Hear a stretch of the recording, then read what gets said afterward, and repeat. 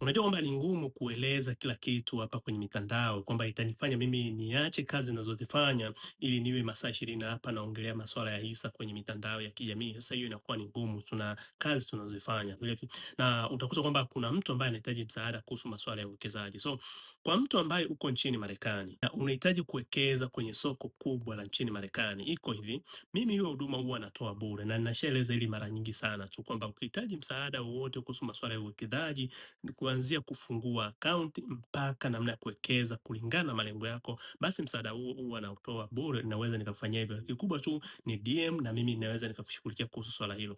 Unapokuwa unawekeza kwenye soko la hisa la Marekani, unawekeza soko lenye nguvu duniani. Just wewe fikiria tu kwamba so kampuni moja ya Apple, yani uchumi wa Tanzania, pato la Tanzania ni mara 200 kwenye kampuni ya Apple. DSE ni karibia mara 40 kwenye kampuni ya Apple. So unaweza kukuta kwamba hiyo ni kampuni moja, ni kwamba wewe uko kwenye soko lenye nguvu, alafu ukuaji mkubwa, alafu faida ni kubwa kwenye soko ukiwa unawekeza nchini Marekani. So huduma hiyo mimi nitatoa na kuwa natoa bure, kukuelekeza wapi uwekeze, nini ufanye, hatua kwa hatua, na ukiwa na swali lolote mimi huwaga niko nitakujibu bila gharama yoyote, bila kulipia kitu chochote. Kwa sasa hivi sasa tutahamia tena kwenye soko la Kenya. Ni kwamba sasa hivi East Africa ni kwamba una uwezo kuwekeza wewe Mtanzania, hata uko nchini Marekani, una uwezo kuwekeza kwenye soko la hisa la Kenya. Kwa hiyo tutakuwa tunaongelea, sijawahi kuliwekeza, ndo bado najifunza na nataka niwekeze nione kitu gani kinaendelea, lakini kampuni ambazo ziko kwenye lile soko nyingi nazifahamu. Vile vile tutakuwa tunaongelea kwenye soko la hisa la Dar es Salaam, hili nimeshaongelea mara nyingi sana, lakini soko la Kenya liko